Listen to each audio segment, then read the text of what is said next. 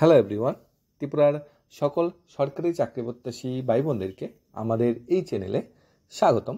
ত্রিপুরা বিশ্ববিদ্যালয় অর্থাৎ ত্রিপুরা ইউনিভার্সিটিতে থেকে নতুন একটি চাকরির ইন্টারভিউ বা চাকরির বিজ্ঞপ্তি এসেছে।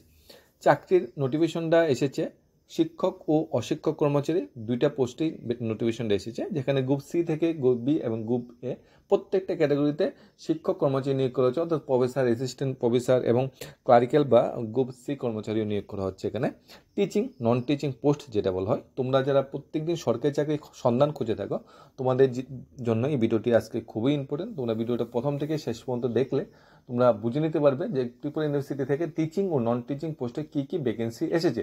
আমরা আগেই বলে দিচ্ছি, ত্রিপুরা ইউনিভার্সিটির চাকরি কিন্তু সেন্ট্রাল গভর্নমেন্টের আন্ডারে চাকরি, অর্থাৎ সেন্ট্রাল 7 CPC অনুযায়ী কিন্তু তোমাদের স্যালারি বা অন্যান্য সুযোগ সুবিধা দেওয়া হবে। স্টেট গভর্নমেন্ট পে স্ট্রাকচার কিন্তু এটা ফলো আপ করা হয় না, অর্থাৎ তুমি চাকরিতে ঢোকার সাথে সাথে কিন্তু কোনো সব কিছু রেগুলার স্কেলে পেয়ে যাবে এবং সেন্ট্রাল গভর্নমেন্টের যে সত্তর বেতন কমিশন, সেই সত্তর বেতন কমিশন অনুযায়ী কিন্তু তোমাদের স্যালারি হবে। এখন আমরা ডিটেলস ভ্যাকেন্সিতে চলে যাচ্ছি। ত্রিপুরা ইউনিভার্সিটিতে কী ভ্যাকেন্সি এসেছে, কী কোয়ালিফিকেশন চাওয়া হয়েছে, কী ক্রাইটেরিয়া চাওয়া হয়েছে, অ্যাপ্লিকেশন ফি কত এবং কিসের মাধ্যমে তোমাকে সিলেকশন করা হবে। সবচেয়ে প্রথম আমরা নন টিচিং পোস্টে যে ভ্যাকেন্সিগুলো এসেছে সেগুলো দেখে নেব, তারপর আমরা টিচিং পোস্টের ভ্যাকেন্সিগুলো যাব। নন টিচিং পোস্টের ভ্যাকেন্সিগুলো এসেছে সবচেয়ে প্রথম অ্যাসিস্ট্যান্ট ইঞ্জিনিয়ার নিয়োগ করা হচ্ছে। অ্যাসিস্ট্যান্ট ইঞ্জিনিয়ার পোস্টে গ্রুপ বি, এখানে তোমাদের দুইটা পোস্ট বেরিয়েছে assistant engineer. Level pay level 7 অনুযায়ী, সেন্ট্রাল গভর্নমেন্টের যে পে লেভেল 7 অনুযায়ী তোমাদের স্যালারি দেওয়া হবে। তারপর বেরিয়েছে সেকশন অফিসার, এখানে অ্যাসিস্ট্যান্ট ইঞ্জিনিয়ার যে কোয়ালিফিকেশনটা কী চাওয়া হয়েছে সেটাও আমরা এক নজরে দেখে নেব স্টেপ বাই স্টেপ। আমরা প্রথমে ভ্যাকেন্সিগুলো দেখে নিই।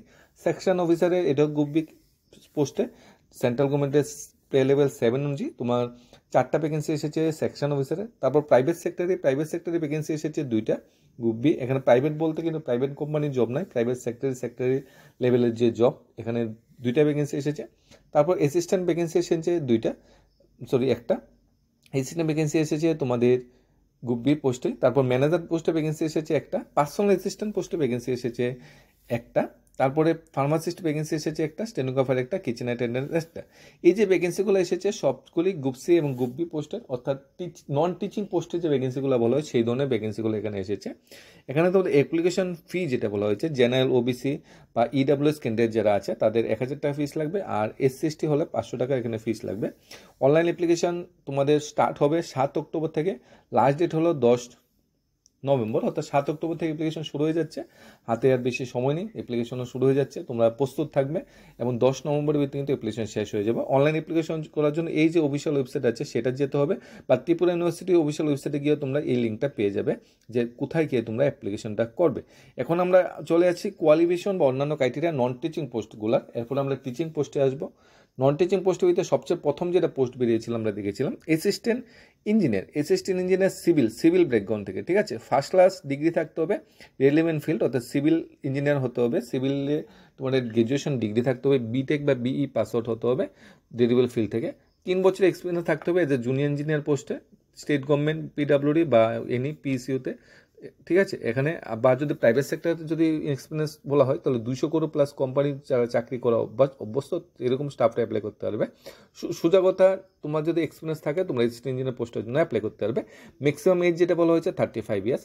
সেকশন অফিসারের ভ্যাকেন্সি এসেছে, এরপরে যেটা এসেনশিয়াল কোয়ালিফিকেশন বলা হয়েছে গ্র্যাজুয়েশন থাকতে হবে রিলেভেন্ট ফিল্ড থেকে। সেকশন অফিসারের শুধু গ্র্যাজুয়েশন থাকলেই চলবে, সাথে তোমাদের কি থাকবে 3 ইয়ার এক্সপিরিয়েন্স থাকতে হবে অ্যাসিস্ট্যান্ট লেভেল 6, আর 8 ইয়ার এক্সপিরিয়েন্স থাকতে হবে UDC or level 4 in any central state government university, PSU and other central and state autonomous institute when holding equivalent position in any reputed private company। দেখো fluency in computer operation and noting and drafting. দেখো section officer পোস্টটা তোমরা যদি তোমরা state government PSU বা central government PSUর আন্ডারে তোমাদের এই লেভেল 4 বা স্টেট গভর্নমেন্ট যদি বলা হয় লেভেল 10 অনুসারে UDC পোস্টে বা এর সমতুল্য কোনো পোস্টে চাকরি করার এক্সপিরিয়েন্স আছে তাহলে তোমরা সেকশন অফিসার পোস্টের জন্য অ্যাপ্লাই করতে পারবে। এক্সপিরিয়েন্স থাকতে হবে, ঠিক আছে। কি প্রথম যে তিনটা বা 4টা ভ্যাকেন্সি এসেছে সবগুলোতে এক্সপিরিয়েন্স চাওয়া হয়েছে, এরপরের ভ্যাকেন্সিগুলো কিন্তু এক্সপিরিয়েন্স চাওয়া হয়নি। নেক্সট প্রাইভেট সেক্টরে চাওয়া হয়েছে, প্রাইভেট সেক্টরের জন্য ব্যাচেলার ডিগ্রি থাকতে হবে ইউনিভার্সিটি বা ইনস্টিটিউট থেকে, 3 ইয়ার এক্সপিরিয়েন্স থাকতে হবে পার্সোনাল অ্যাসিস্ট্যান্ট, বা 5 ইয়ার্স এক্সপিরিয়েন্স থাকতে হবে স্টেনোগ্রাফার বা রিলেভেন্ট পোস্টে। ইংলিশ হিন্দি স্টেনোগ্রাফার স্পিড থাকতে হবে 120, এখানে ইংলিশ হিন্দি টাইপিং স্পিড থাকতে হবে 35 তোমার ওয়ার্ড পার মিনিট বা 30 ওয়ার্ড হিন্দি। স্কিল টেস্ট হবে কম্পিউটারে, ডিউরেশন 10 মিনিট। একেবারে ফ্লুয়েন্সি থাকতে হবে English and good communication skill থাকতে হবে। এরপর হচ্ছে অ্যাসিস্ট্যান্ট পোস্টের জন্য ন্যূনতম যে কোয়ালিফিকেশন থাকতে হবে ব্যাচেলার ডিগ্রি থাকতে হবে, আর 4 ইয়ার্স তোমাদের যে এক্সপিরিয়েন্সটা থিয়ার এক্সপিরিয়েন্স থাকতে হবে এমনি পাবলিক সেক্টর আন্ডারটেকিং বা স্টেট গভর্নমেন্ট বা সেন্ট্রাল গভর্নমেন্ট আন্ডারে। এখানে তোমাদের লেভেল 4 অনুযায়ী যে পোস্ট বলা হয়েছে ওই পোস্ট এক্সপিরিয়েন্স থাকতে হবে। এরপরে ভ্যাকেন্সি হয়েছে ম্যানেজার পোস্টের জন্য তোমার হোটেল ম্যানেজমেন্ট ফিল্ড থেকে তোমাদের ডিগ্রি থাকতে হবে, সাথে যদি 1 year এক্সপিরিয়েন্স থাকে তাহলে খুবই ভালো, এক্সপিরিয়েন্স না থাকলেও চলবে, বা ডিপ্লোমা থাকতে হবে রেলিভেন্ট ফিল্ড থেকে। যদি ডিপ্লোমা থাকে তাহলে 2 year এক্সপিরিয়েন্স থাকতে হবে, না থাকলেও চলবে, এক্সপিরিয়েন্স থাকলে প্রেফারেন্স দিতে হবে। নলেজ অ্যান্ড কম্পিউটার অ্যাপ্লিকেশন, অর্থাৎ ম্যানেজার পোস্টের জন্য ব্যাচেলার ডিগ্রি বা ডিপ্লোমা যদি হোটেল ম্যানেজমেন্টে থাকে তোমরা সবাই অ্যাপ্লাই করতে পারবে। 6 নম্বর পোস্ট যেটা বেরিয়েছিল পার্সোনাল অ্যাসিস্ট্যান্টের জন্য ভ্যাকেন্সিটা যেটা বেরিয়েছে ব্যাচেলার ডিগ্রি থাকতে হবে ডিসিএলএম থেকে, fluent stenography, English Hindi typing স্পিডটা খুব ভালো হতে হবে, তাহলে তোমরা অ্যাপ্লাই করতে পারবে। নেক্সট ভ্যাকেন্সি বেরিয়েছে ফার্মাসিস্টের জন্য ব্যাচেলার ডিগ্রি থাকতে হবে বা ডিপ্লোমা থাকতে হবে ফার্মাসিস্ট পোস্টে, এবং ফার্মাসিস্ট যে অ্যাক্ট অনুযায়ী তোমার রেজিস্টার ফার্মাসিস্ট তোমার হতে হবে। স্টেনোগ্রাফার পোস্টের ক্ষেত্রে ব্যাচেলার ডিগ্রি থাকতে হবে, আর ইংলিশ হিন্দিতে টাইপিং স্পিড বা স্টেনোগ্রাফার স্পিড যেটা সেটা থাকতে হবে। এরপরে হচ্ছে কিচেন অ্যাটেন্ডেন্ট পোস্টের জন্য ন্যূনতম 10 পাস হলেই চলবে, ন্যূনতম 10 পাস হলে তোমরা অ্যাপ্লাই করতে পারবে। যদি কুকিং রিলেটেড অ্যাক্টিভিটি তোমার যদি এক্সপিরিয়েন্স থাকে তাহলে তোমাকে প্রেফারেন্স দেওয়া হবে কিচেনের ক্ষেত্রে, ঠিক আছে। 10 পাস কুকিং রিলেটেড অ্যাক্টিভিটি তোমার এক্সপিরিয়েন্স থাকতে হবে, এটা ভিত্তিতে কোনো মানে সরকারি চাকরি কোনো এক্সপিরিয়েন্স থাকবে না। স্টেনোগ্রাফার পোস্টটা তো স্টেনোগ্রাফার এক্সপিরিয়েন্স থাকলে চলবে, ফার্মাসির বি ফার্মা ডি ফার্মা হলে চলবে, পার্সোনাল অ্যাসিস্ট্যান্ট ব্যাচেলার ডিগ্রি থাকতে চলবে, ফ্লুয়েন্সি থাকতে হবে ইংলিশে, এবং টাইপিং স্পিড থাকতে হবে। মানে সবগুলো পোস্টে দিয়ে বলা হয়েছে ইংলিশের ফ্লুয়েন্সি থাকলে ভালো, কমিউনিকেশন স্কিল থাকলে ভালো, টাইপিং স্পিড কিন্তু সবগুলো ক্ষেত্রে ম্যাক্সিমাম পোস্টের ক্ষেত্রেই চাওয়া হয়েছে। এখানে জেনারেল টার্মস অ্যান্ড কন্ডিশন যেটা বলা হয়েছে কোয়ালিফিকেশন বা এটা ইউজিসি গাইডলাইন্স কোয়ালিফিকেশন, মেরিট লিস্টটা ডন করা হবে written test and or skill test for the post as applied only, clause 1, 3, 4 বলা হয়েছে। এখানে রিটেন টেস্ট হবে কিংবা স্কিল টেস্ট হবে, দুইটার উপর ভিত্তি করে তোমাকে সিলেকশনটা করা হবে। The person appointment again any post shall be government as act static ordinance of the rules of the university CCS rule যেটা অনুযায়ী তোমাকে রিক্রুটমেন্টটা করা হবে। রিল্যাক্সেশন এজ তোমার দেওয়া হবে, যদি ক্যান্ডিডেট শিডিউল কাস্ট হয় বা শিডিউল টাইপ হয় তো রিল্যাক্সেশন দেওয়া হবে।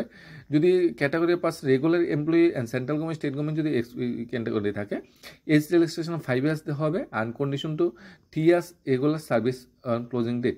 আর এক্স সার্ভিসম্যান যদি তোমার হয়ে থাকে 5 years রিল্যাক্সেশন দেওয়া হবে, এমপ্লয়িজ ইন ত্রিপুরা ইনস্টিটিউট হলে 10 years তোমাকে একটা রিল্যাক্সেশন দেওয়া হবে। এই ছিল টোটাল ক্রাইটেরিয়াটা তোমার সিলেকশন বা অন্যান্য ক্রাইটেরিয়াটা। এখন আমরা নেক্সট পোস্টে চলে যাচ্ছি, সেটা হলো তোমাদের টিচিং পোস্ট, অর্থাৎ তোমাদের অ্যাসিস্ট্যান্ট। সবচেয়ে প্রথম প্রফেসর ভ্যাকেন্সিটা দেখে নিচ্ছি, তারপর অ্যাসিস্ট্যান্ট প্রফেসর ভ্যাকেন্সিটা আমরা দেখে নেব।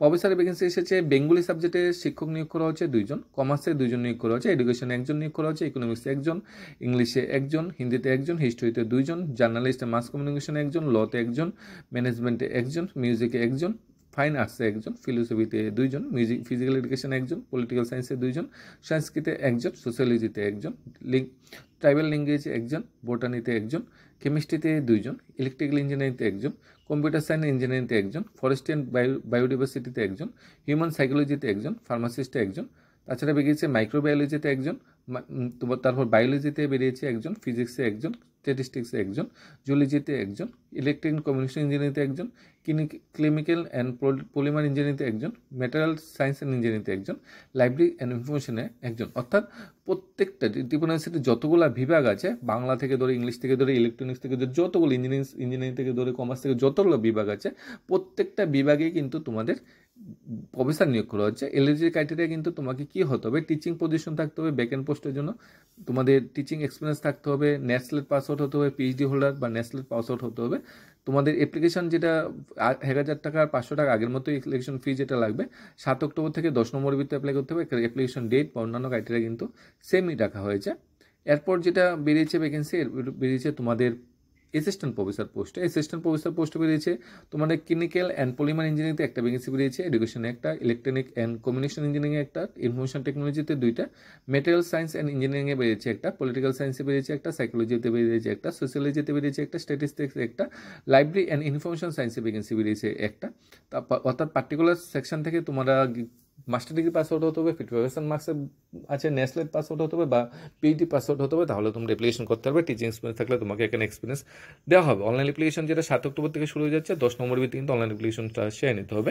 নেক্সট ভ্যাকেন্সি বেরিয়েছে একটা পার্ট টাইম জবও বেরিয়েছে ত্রিপুরা ইউনিভার্সিটির আন্ডারে। এটা রেগুলার স্কেলে জব আমরা বলবো না, এটা অনেকটা প্রজেক্ট ফেলো যেটা বলা হয়, সেই পোস্টে ভ্যাকেন্সিটা বেরিয়েছে। এটা একটা স্টাইপেন্ডের মতো দেওয়া হবে, 14,000 টাকা পার মানে এইচআরে দেওয়া হবে পার মান্থে। এখানে বলা হয়েছে 10 নম্বর ক্যান্ডিডেটকে বলা হয়েছে 10 নম্বর ভিত্তিতে অ্যাপ্লাই করার জন্য প্রজেক্ট ফেলো পোস্টের জন্য। কোথায় নিয়োগ করা হয়েছে? Engineering demonstration of solar energy and fuel under doctor Gobinda Gulab Khan, principal investigator, department of materials and engineering, Tripura ইউনিভার্সিটির শাখাতে। নিয়োজিত position project fellow, number position একটা, কোয়ালিফিকেশনটা হতে হবে এমই বা M2 পাস হতে হবে। ইঞ্জিনিয়ারিং সেক্টরে যারা মাস্টার ডিগ্রি পাস আউট করে বসেছে তারা অ্যাপ্লাই করতে পারবে, অথবা এমএসসি পাস আউট হতে হবে। ডিউরেশন আর টেনর হলো প্রথমত 1 year। Opportunity the fellow can enrol in the PhD programme while working this. এই প্রজেক্টে চলাকালীন রিসার্চ ফেলোরে যারা কিন্তু তোমার পিএইচডিটাও করে নিতে পারবে, এটা একটা ছাড় কিন্তু দেওয়া হবে। এই ছিল ত্রিপুরা ইউনিভার্সিটির আন্ডারে টিচিং এবং নন টিচিং পোস্টের কিছু ভ্যাকেন্সি। তোমরা যারা কোয়ালিফিকেশন ক্রাইটেরিয়া যাদের মিলে হয়েছে তোমরা অবশ্যই অ্যাপ্লাই করো। কোনো কুইরি বা ডাউট থাকলে অবশ্যই তোমরা জানাতে পারো। 7 অক্টোবর তোমরা অনলাইন ফর্ম ফিল আপ শুরু হয়ে যাচ্ছে। 7 অক্টোবর থেকে তোমরা কিন্তু অনলাইন ফর্ম ফিল আপ করে নিতে হবে। এসসিএসটির জন্য প্রত্যেকটা ফর্ম ফিল আপে 500 টাকা ফি ধার্য করা হয়েছে, আর আদার্সের জন্য তোমাদের এসসিএসটি বাদে বাকিরার জন্য 1000 টাকা ফি ধার্য করা হয়েছে। কোনো কুইরি বা ডাউট থাকলে অবশ্যই জানাবে। ধন্যবাদ সবাইকে। Studies of Tripura YouTube channel